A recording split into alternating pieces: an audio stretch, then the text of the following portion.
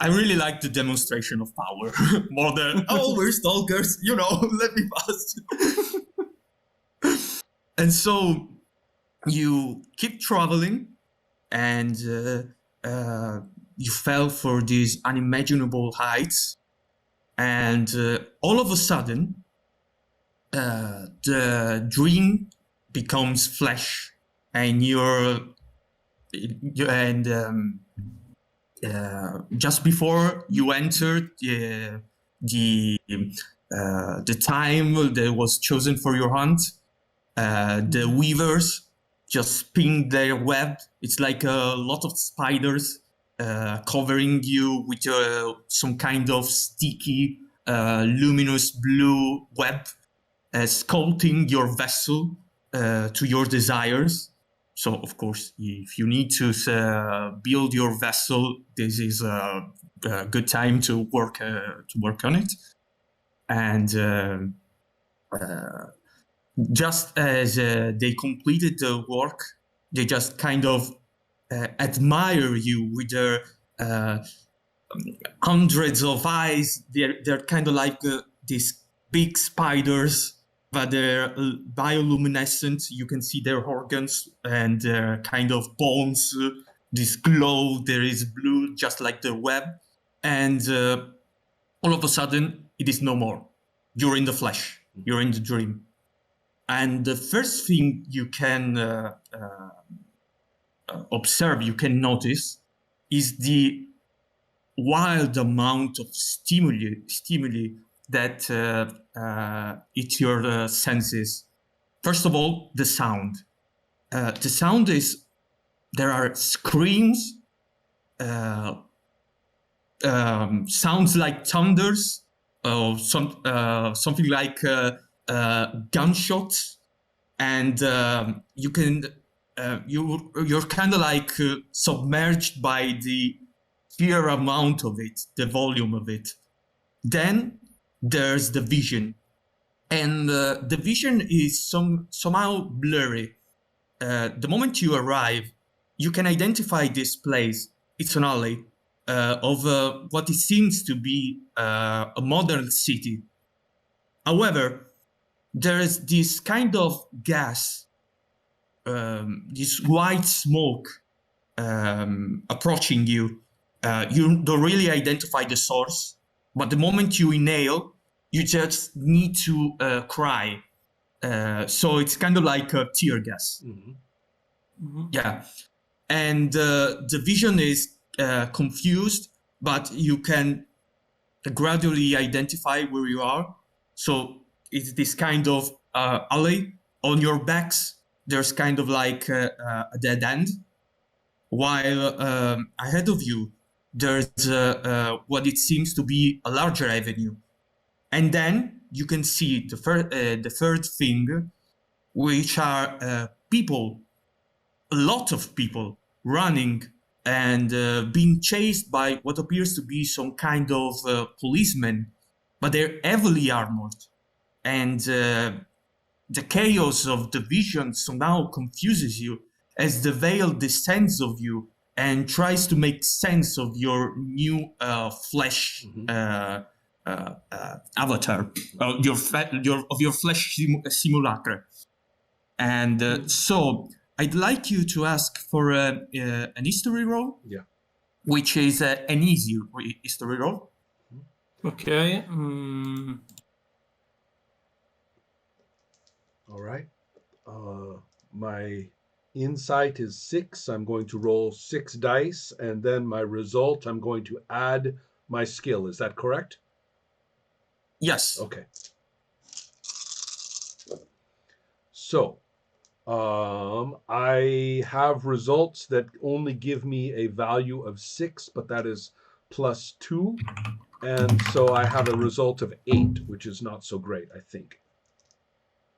Yeah, but on the other end, we were just discussing about an easy difficulty. Yeah. A routine difficulty. So, no, it's an easy difficulty. Yeah, sorry.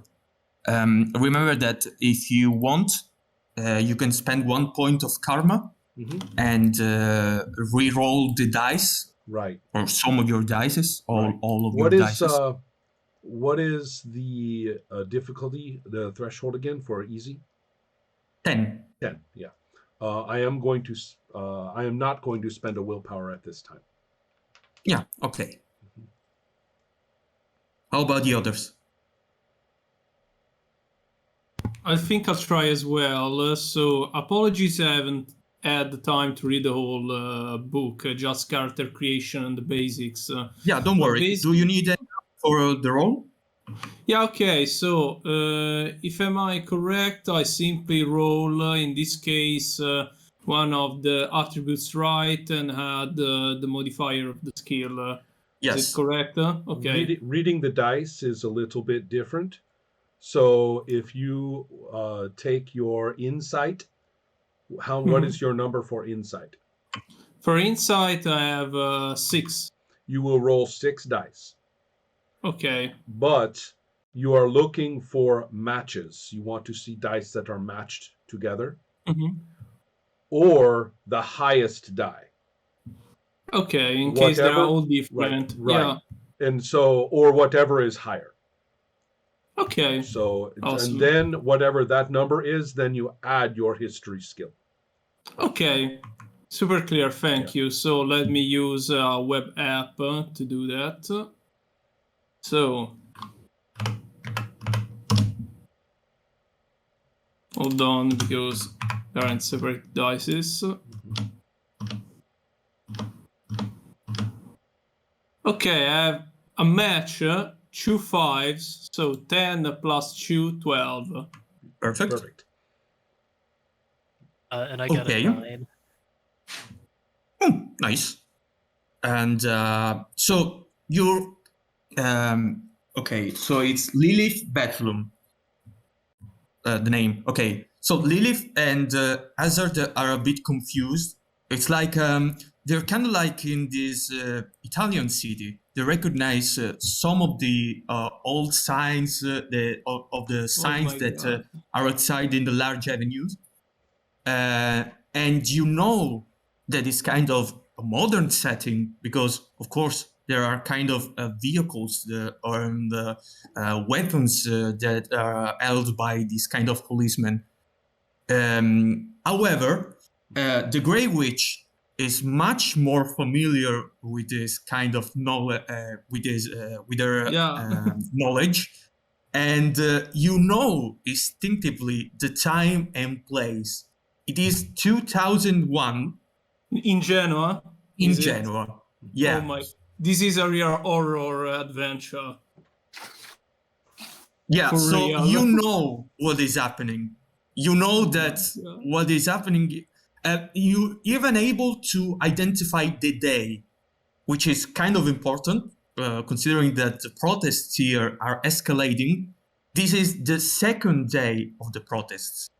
And so you're kind of able to figure it out. I'm sure you're able to figure it out what is happening right now. Yeah, I'm already terrified, if you know Italian history. Mm-hmm.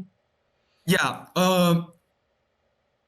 Now you can notice that just at the end of the alley, there's a girl. Some kind of student. Maybe she just fell off while trying to escape. And she's kind of like mumbling and praying. You know she's the supplicant. And her backpack is on the ground. And you can see it's open. And there are some lemons, somehow, that are just rolling out of the in the alley. And she's obviously scared and deeply scarred by some kind of event that she has obviously witnessed. Right. So, what do you do? Okay, is she attacked by the police somehow? No. Okay. She's at the end. It's just kind of like found this refuge, and but she really looks confused. And right now, she's not paying attention to you. Okay. I'll try to help her. So, by the way, do we have to describe our vessels? Or is that something you do, Adriano? Does it sort of go back and forth depending on the... This is kind of confusing because the idea is that until you're not using the mask, Right.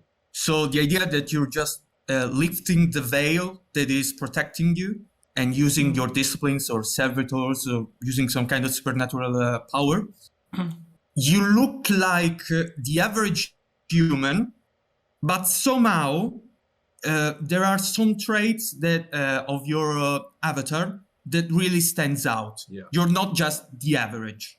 So I can describe the first thing. So how do you appear on average? And you appear like sort of like on your 30s and on casual clothing.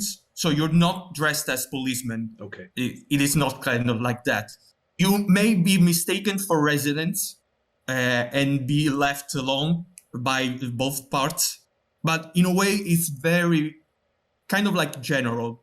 And on the other end, you have some features that stand out and represent your avatar. So if you want to describe them, it would be great. I think Yeah. that I have a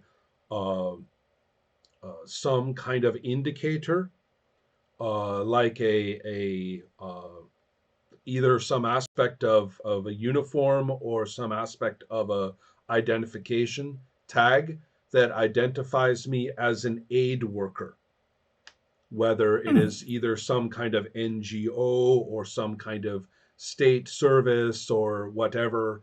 I don't care, but it even though I am wearing otherwise kind of casual clothes, I have that indicator that I have this status and maybe some other equipment that would confirm this impression. I also am wearing dark sunglasses. Okay. How about the others? Noah? I think Lilith, I don't know that she would have distinguishing physical features to the mask, but I think she's kind of radiating aggression, like not hostility to anyone in particular, but her fists are clenched, her body language is kind of tense, and people might kind of instinctively like step away from her. Nice. Now about Alessio. Yeah, I think I look like the average goth girl of early 2000s. So imagine something like Death from Sandman. Right. To give you a rough idea. Right. Yeah. So, I love the reference. Yeah. I see. Okay, in that case, I think that the mask is making it very likely that I would do very well to go to this woman and to take a comforting presence, to physically arrange her so that she is less, shattered, and reassuring her that that we are going to protect her. Yeah. So I think I have an action in mind, but I am going to say, whatever it was, you can tell us what you saw. And she, at the very beginning, when you touch her, and she is kind of, she still didn't recognize you. She screams. She's like, "Please don't hurt me, please! I'm surrendering. I'm surrendering." No worries. No one is going to hurt you. And then she's kind of like crying, and the moment she notices the tag on your uniform, she's kind of like, "Oh, but how did you end up here? I thought that the other march was kind of like on the south part of the city." And she's kind of like, "Were you dispersed too by the police charge?" And she's kind of like, I don't know how I did how I ended up here. I just kind of run, and somehow I got lost. It doesn't make any sense. It's kind of like a labyrinth, Yeah, I know. No worries. Where is the rest of the demonstration here? You have no idea? No. That some of us were just running to Piazza Limonda. It's very close to the road we were marching on, and but I lost one of my friends. I don't know what is happening. Okay, no worries. I was called your friend. You know, there's a rule that I really didn't understand in the Okay. game, which is the use of the skill charm and intimidate. Yes, I will Okay. go and examine them right now.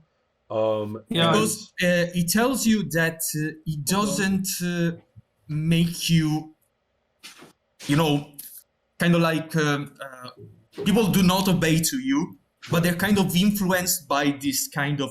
So it's kind of like a charm roll or well, let me something. not quite. This is a little. I have dealt with this before in this game. Charm and intimidate are both Yeah. fairly offensive actions. Oh, You okay. are dealing with, you either kind of appeal to what the other person wants to get them to do something, or you threaten them. But neither of them is empathetic. Neither of them is Oh, okay. nice. So I don't think that charm and intimidate on somebody we are sympathetic to is very appropriate.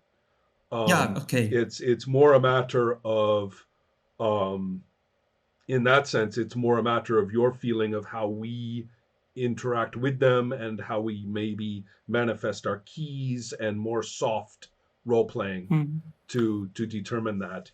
Um, I have an idea for what I want to do, but I won't step on what the others do first. Yeah. Of course. Um, Please, no. so yeah. So Noah, tell me how you interact before I do a thing.